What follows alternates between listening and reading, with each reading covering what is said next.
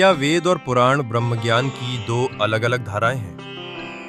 सनातन के एकम सत बहुधा वदन्ति विप्रः की मूल विचारधारा में ईश्वर बोध के अनेकों मार्ग मान्य हैं, किंतु बीसी एरा से ही वेद और पुराण ही ईश्वरीय ज्ञान के मुख्य आधार स्तंभ हैं। तार्किक विश्लेषण से देखें तो इनमें समाहित ज्ञान अगर एक ही परिणाम तक ले जाता है तो अवश्य ही ये दोनों एक ही ईश्वरीय सत्य के दो पहलू कहे जा सकते हैं। किंतु यदि ऐसा नहीं है तो तर्क मात्र को ही कसौटी मानने वाले इन दोनों के ही ईश्वरीय ज्ञान होने पर प्रश्न खड़े करने के लिए सदैव तत्पर है। वेदों में दो प्रकार के मंत्र अथवा ध्वनियों का रॉकेट साइंस स्तर तक के सटीक समूह पाए जाते हैं।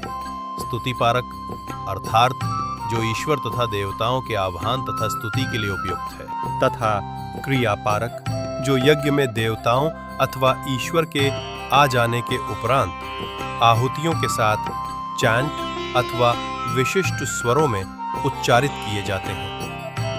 यज्ञ क्रिया हो अथवा स्तुति, इन दोनों के भावना विहीन होने पर इन सभी की सफलता तथा अपेक्षित फल प्राप्ति संभव नहीं।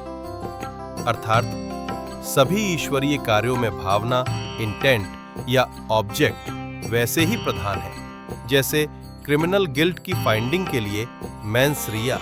पुरातन काल में मानव समाज का जीवन पूर्णतया यज्ञ आधारित था और मन चाहे फल हेतु इनका प्रयोग वैसे ही सफलता से हुआ करता था जैसे आज के युग में रेंस ट्रिगर करने के लिए क्लाउड सीडिंग का।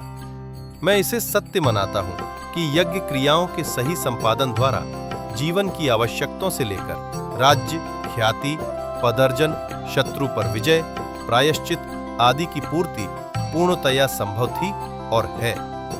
और ये भी कि द्रौपदी जी का जन्म यज्ञ द्वारा ही हुआ था। किंतु एक ऐसा समय आया जब मानव समाज सेल्फ डिस्कवर्ड टेक्नोलॉजी का प्रयोग उन सभी एंड रिजल्ट्स के लिए करने लगा जिन्हें वो प्राकृतिक तत्वों तथा ईश्वर रूपी देवताओं से यज्ञ आदि क्रियाओं से प्राप्त करता था।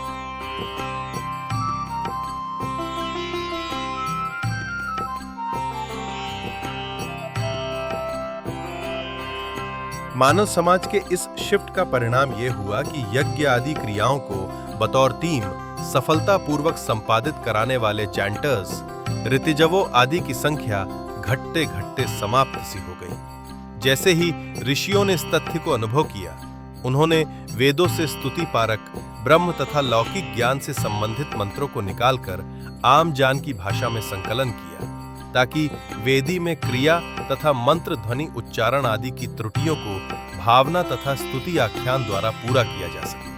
अर्थात वेद क्रियाओं से जो ब्रह्म ज्ञान अनुभूति तथा लौकिक फल प्राप्त किया जा सकते थे, उन्हीं को पुराणों द्वारा भावनापूर्ण भक्ति या ज्ञान द्वारा मानव अर्जित कर सके। वैदिक ज्ञान तथा पुराण निधियां एक दूसरे के संपूरक हैं।